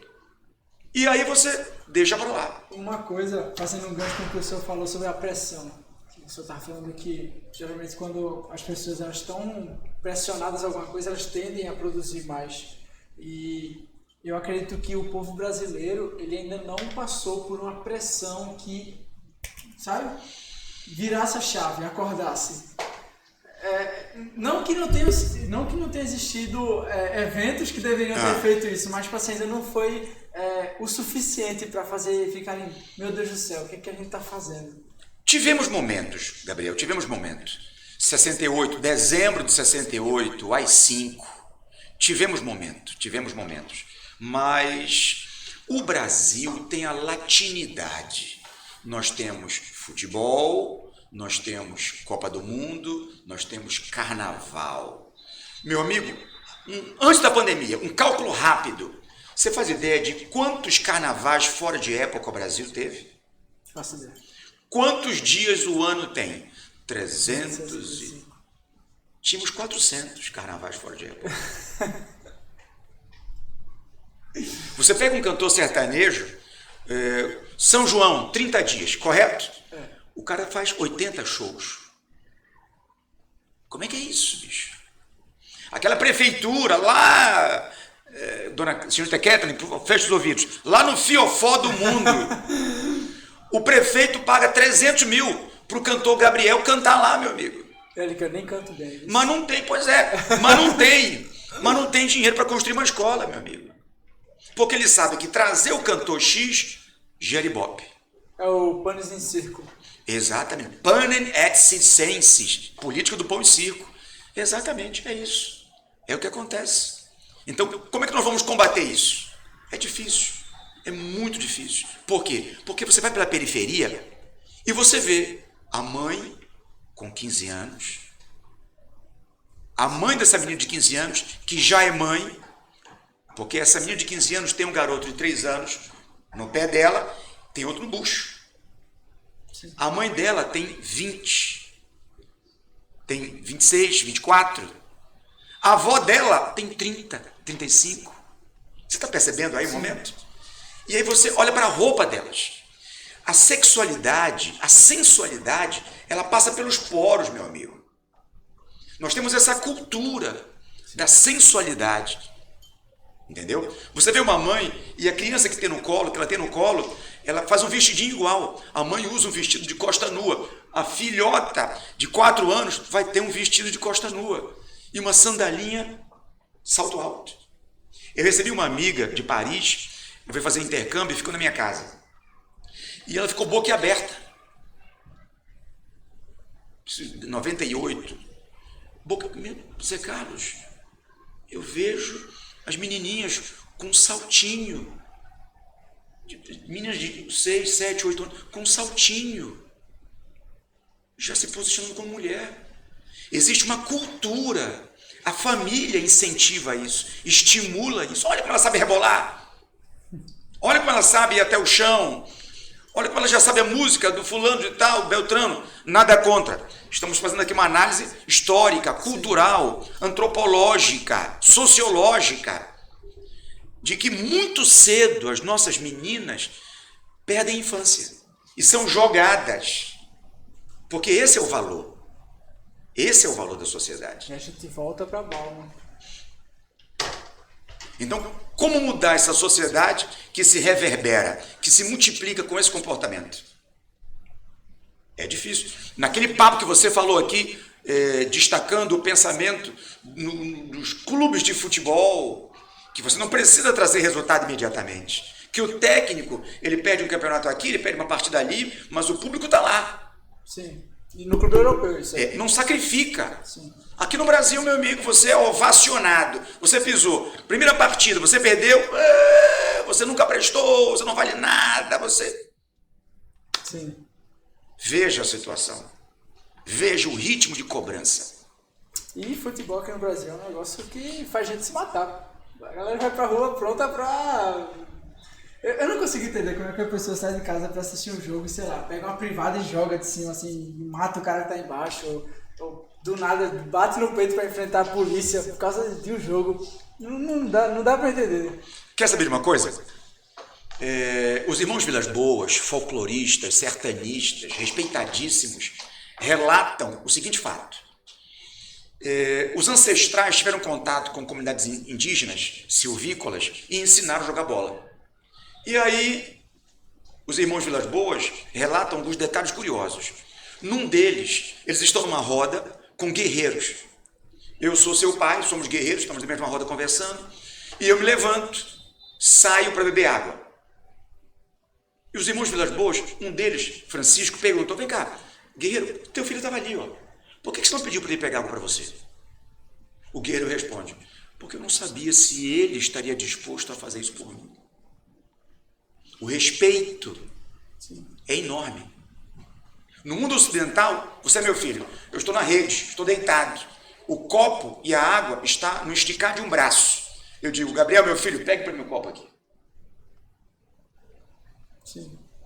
Voltamos ao jogo de futebol. Ensinaram a jogar bola, comunidades silvícolas. Só que os funcionários da FUNAI relatavam que não tinham paciência de assistir um jogo de futebol praticado pelos silvícolas, pelos nativos. Por quê? Porque sempre terminava empatado. Por quê? Aí perguntaram a um dos índios: vem cá, vocês estavam jogando, daqui a pouco um fez um gol no time adversário e faltando poucos minutos, o time que fez um gol contra para terminar empatado. Por quê? Qual a graça disso? E aí um dos nativos responde: é porque os meus ancestrais, quando nos ensinaram esse jogo, disseram que esse jogo era uma celebração, era um ritual de confraternização. Então todo mundo tem que sair ganhando. Exato, bicho. Tem que ter um inimigo aqui, não tem que ter um vencedor e um perdedor. Eu acho que é uma cultura muito europeia esse negócio de... somos intelectuais, eles são bárbaros. Concordo. É a ideia que se tem dos conquistadores do século XV e XVI. São selvagens. São bárbaros porque andam nus, não é? E nós não, vestidos, não é? Ciroulas, babados e rendas, aquela cabeleira branca. Imagina, chegar na praia com aquilo ali. Num negócio de metal. Mas era o sinal de civilidade. Era a postura de civilidade. Sim. Veja você, veja a situação sentida, percebida. Mas o que nós fizemos? Nós fizemos a escolha do pseudo-civil, ou do pseudo comportamento moral da civilização. Sim. A perfeição da civilização. Sim. Né? E perdemos com isso. Porque essa cultura foi imposta. A cultura foi imposta. E nós não podemos barganhar. Sim. Antes da Primeira Grande Guerra Mundial, Europa. Após a Primeira Grande Guerra Mundial, os Estados Unidos e com a Segunda Grande Guerra Mundial, a consolidação do capitalismo do Tio Sam. É essa a ideia que nós temos. Sim. Valorizamos a estética. O que você é? Eu sou quantos seguidores eu tenho. Sim. O que você é? O que você é? Eu tenho empresa. Exatamente.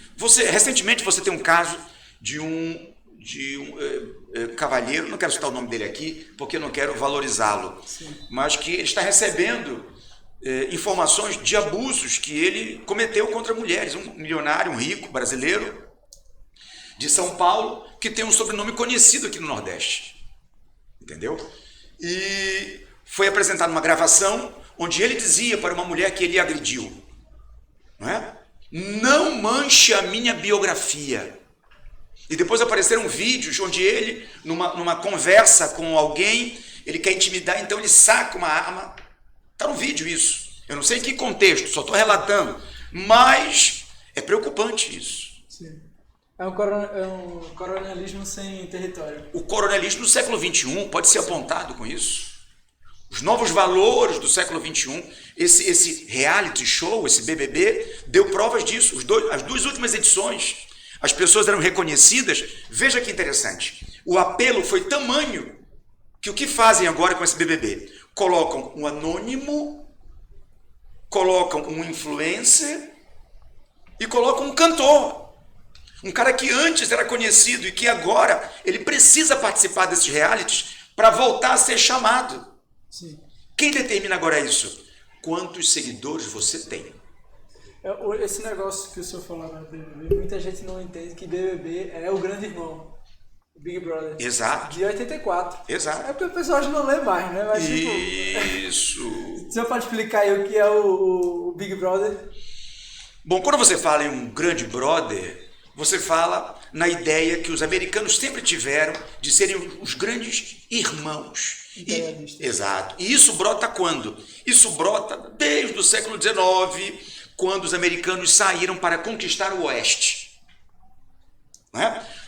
Existia uma ideologia chamada de Destino Manifesto. E essa ideologia aparecia como uma mulher loira e de cabelos brancos esvoaçantes, a roupa, e com fios na mão.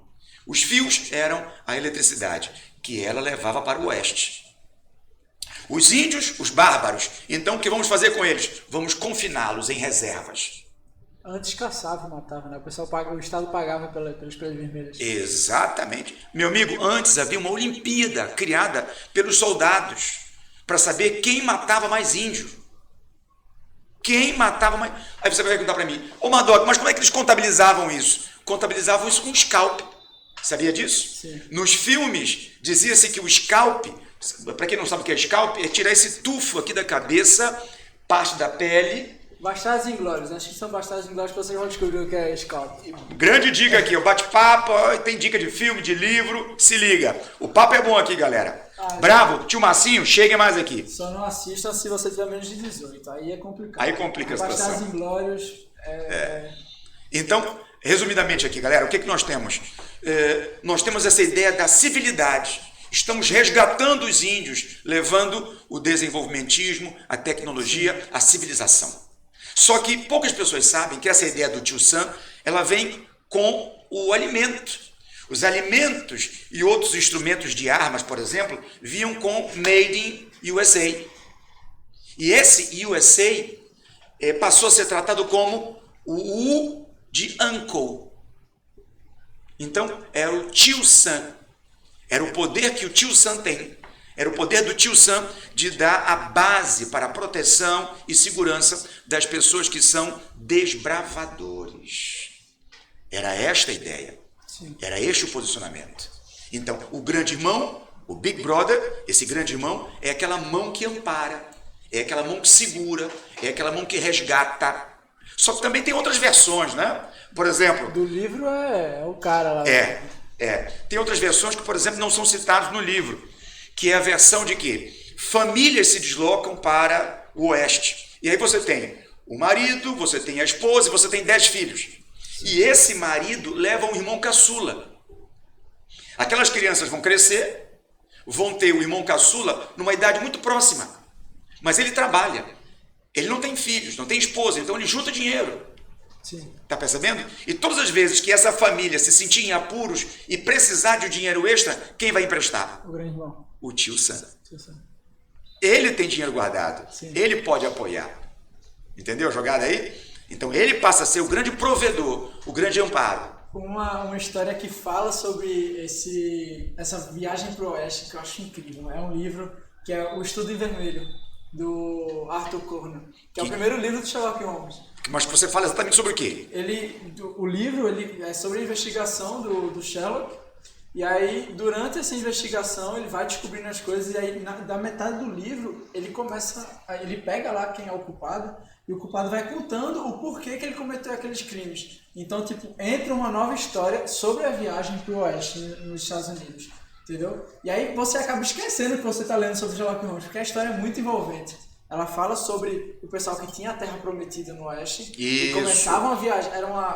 O Estado garantia que as pessoas pudessem ter. As primeiras famílias a chegar, a se estabelecer num território entre 30 mil e 60 mil pessoas, ele daria todo o financiamento. Sim. E eles falam sobre a grande... Os pais fundadores, eles chamavam de pais fundadores. Isso. Eles tinham, Os puritanos. Os puritanos, eles tinham um grande controle sobre as pessoas ao ponto de, tipo... por exemplo, lá na situação do livro, o cara tem que fazer um negócio até tal dia. E durante a madrugada as pessoas entravam na casa dele e marcavam as paredes com o número de dias que faltava. Ou marcava a cama onde ele estava dormindo do lado da cabeça dele, entendeu? Uhum. Pra dizer, falta tantos dias para você fazer isso. Entendeu? Tipo, Um calendário que determinava o posicionamento. A ideia inicial seria de controlar o tempo, mas que na verdade era um tipo de algema que limitava e aprisionava o homem na confecção, na produção. Pronto. E é uma história muito boa. Você vê os filmes de faroeste, tem todo aquele imperialismo americano de, por exemplo, eu esqueci o nome do filme, mas tem um monte, Três Homens em Conflito. Tem. Clint Eastwood. Não consigo lembrar agora de um, mas tem grandes clássicos. Por sinal, eu era apaixonado pelas trilhas sonoras. Sim. Morreu recentemente que eu digo, há umas 2 décadas atrás, Ennio Morricone, que fez os grandes clássicos.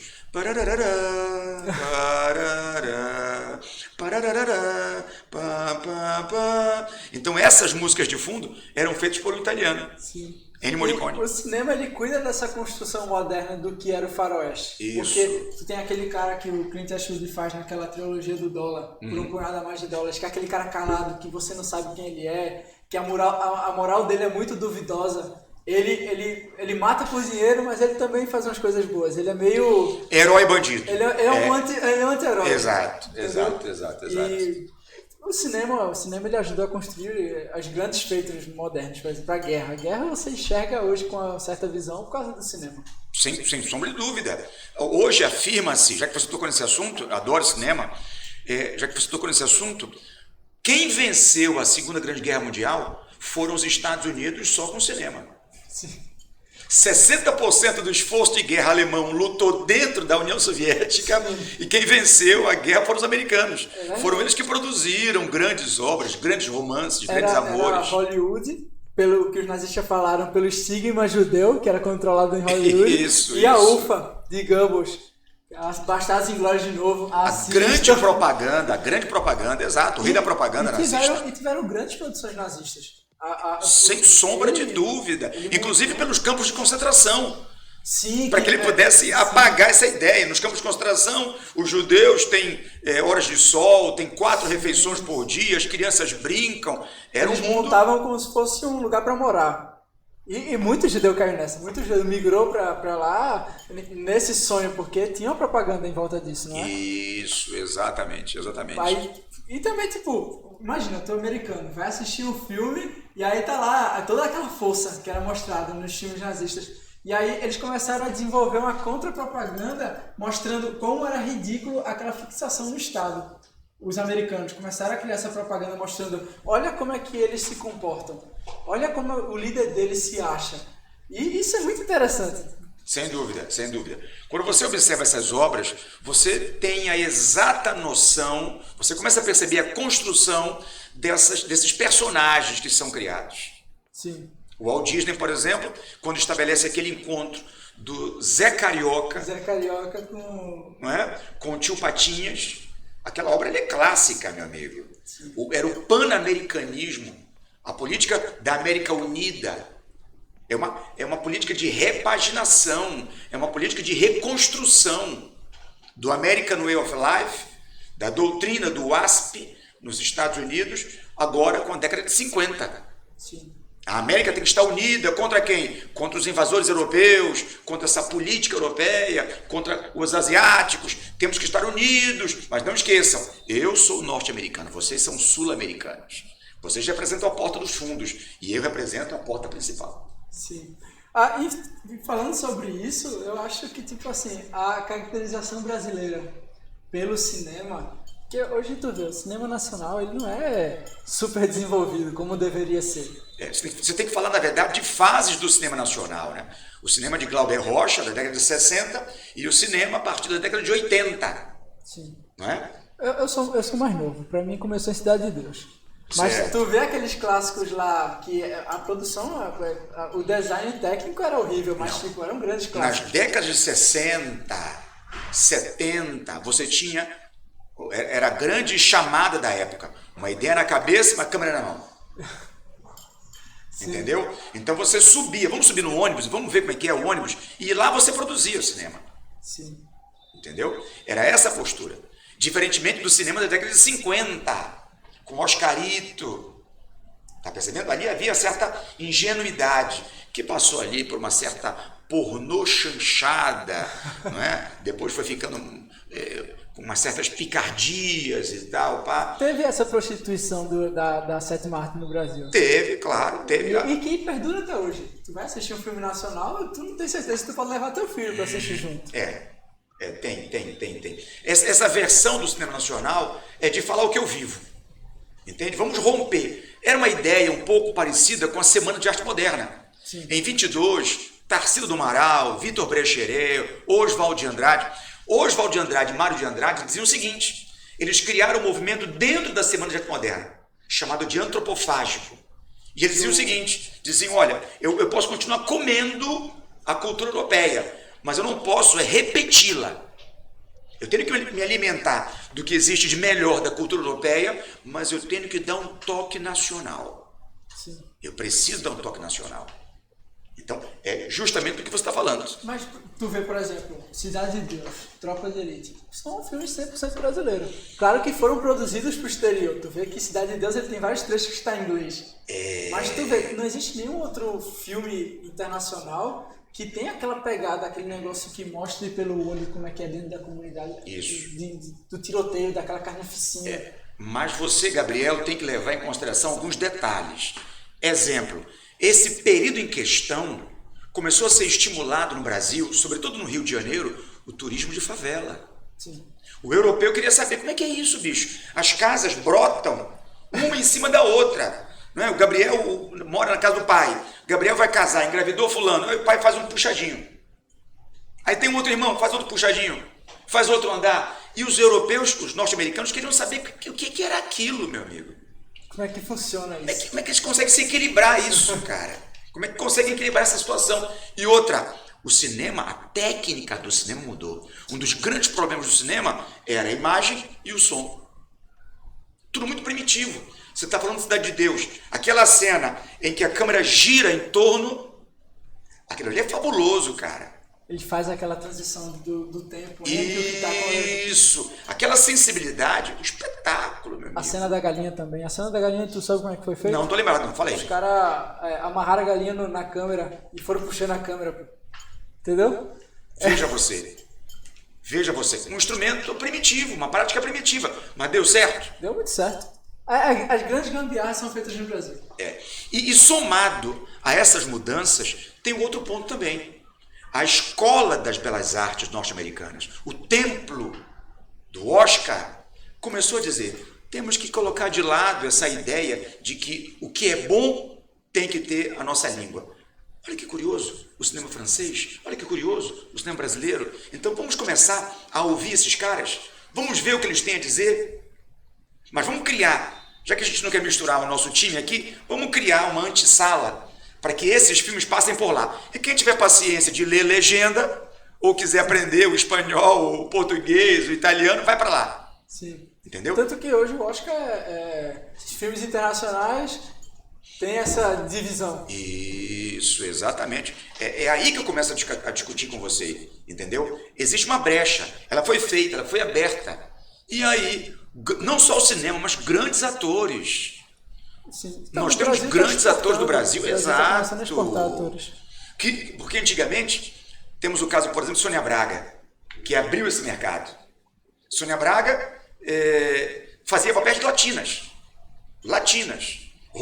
Corpo escultural, ancas largas, o corpo moreno, cabelo negro. Só que agora você tem... Poxa, me fugiu a cabeça agora, caramba. Atores baianos. Você me pegou, atores baianos. Poxa vida, cara. Tem aquele que é cantor, que fez mas que fez o filme do Bop. Caramba, qual é o nome dele, que é meu cantor? Deus? Não sei se ele é cantor. Que é o que toca... Eu esqueci o nome dele. Poxa, nos ajudem aí, galera. Qual é o nome dele?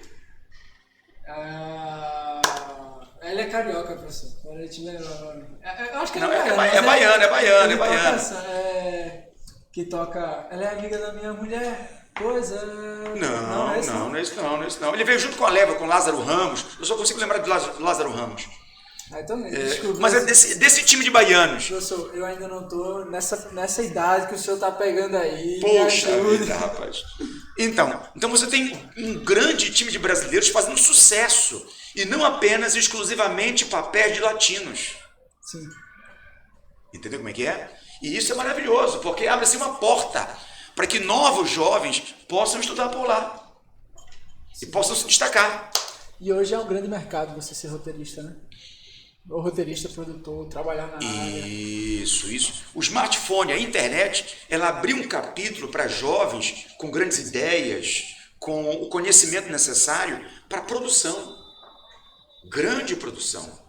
Nós temos brasileiros em vários setores, em setores estratégicos que o mercado aceita bem. Né? Pela criatividade. Você tem um caso aqui de um pernambucano que ele começou a ganhar dinheiro criando aquele esquema do 1 para 1. Ele com a câmera, com o celular na mão, né? E a imaginação vibrando e tal, ele vai narrando aquele lance de 1 para 1. 2 jogadores brincando bola, e a Globo pegou essa ideia e trouxe para o entretenimento nacional, porque essas emissoras estão sofrendo uma concorrência gigante com o streaming. Sim. Não é? Algumas delas vão começar a migrar para o streaming agora. Exato. Muitos dos atores que participavam de grandes emissoras foram demitidos ou pediram para sair e foram rapidamente abraçados pelo streaming. Né? Amazon, Netflix e por aí afora. Tanto que o cinema físico está morrendo. O cinema físico hoje... Precisa receber ali um choque para poder ressuscitar. Mas a briga é feia. Porque, tipo assim, hoje as pessoas elas têm a opção de falar, vou sair de casa para gastar, sei lá, R$40 numa entrada de cinema para ter a experiência do cinema, sentar num lugar, ter aquele som, tudo mais, mas aí eu também posso sentar no sofá de casa e assistir o filme do mesmo jeito. Exato. Ela tem os R$40 que ela paga num dia só, ela paga na mensalidade e assiste quantos filmes ela quiser. Ir ao cinema é como ouvir aquele seu disco de vinil. É o mesmo prazer de você olhar, passar um paninho, passar a flanela e colocar, e ver a agulha e colocar de volta. E, como era bom, que maravilha. A agulha prendia numa parte do disco, e pronto, aí já perdeu a graça do disco. Eu tenho clássicos em casa, tenho três vinis em casa que eu não deixo ninguém tocar, eu limpo. Um é o álbum duplo do U2, que o vocalista canta com o grande guitarrista, meu Deus do céu, grande soul do Rhythm and Blues, B.B. King. Sim. É um espetáculo, é maravilhoso. O outro é o Dire Straits e o outro é uma balada com Rick Astley, Never Gonna Say Goodbye, um clássico. São três vinis que eu não descarto por nada. Coloca ela pra tocar de vez em quando? Não coloco porque não tenho uma vitrola, mas fico ali observando, olhando. O senhor chegou a pegar a vitrola? Não daquela de manivela, aquela de manivela. Não, aí você quer avacalhar comigo. Não. O senhor nem cabelo branco tem, né? Você é o segundo jovem que fala isso. Gostei. Semana passada uma aluna disse: professor, o senhor tem que idade, professor? Eu disse: por quê? Por que? Não vou responder. Diga por quê primeiro. Porque eu vejo o senhor daqui, vejo o senhor de perto, o senhor não tem um cabelo branco. E aí o TikTok tem uma jogada que ele pergunta a sua idade. Eu, quando disse minha idade, muitos alunos, ex-alunos falaram: mas Doc, não acredito, você está mentindo, Madoc. E aí eu massageio o nosso ego, né, meu amigo? Massageio o ego. Mas aqui são uma boa gama de anos. Vamos arredondar para 50? Mas é isso mesmo, é isso mesmo. Redondinho. Que bom. Então, professor, foi muito bom receber o senhor aqui. Muito obrigado pela entrevista. Eu espero receber o senhor com os seus colegas que o senhor ia trazer. Vamos. Eu quero muito receber você para a gente ter uma conversa, preparar uma conversa sobre cinema melhor. Você vai gostar, porque no meio da conversa nós introduzimos uma boa piada, piadas inteligentes, entendeu? Nós temos essa preocupação de fazer com que todo o recurso que nós utilizamos seja utilizado, seja propício, favorável ao aluno na redação. Entendeu? A gente semana que vem vai estar recebendo uma influência aqui de Marcos Freire, que ela está no Rock in Rio agora. Que maravilha! Ela vai vir falar sobre Rock in Rio, aí já é uma preparação para a gente falar sobre rock, quer dizer, Rock in Rio não é mais rock, né? Mas vocês entenderam. E aí eu quero receber o senhor, quero receber seus colegas para a gente falar sobre cinema.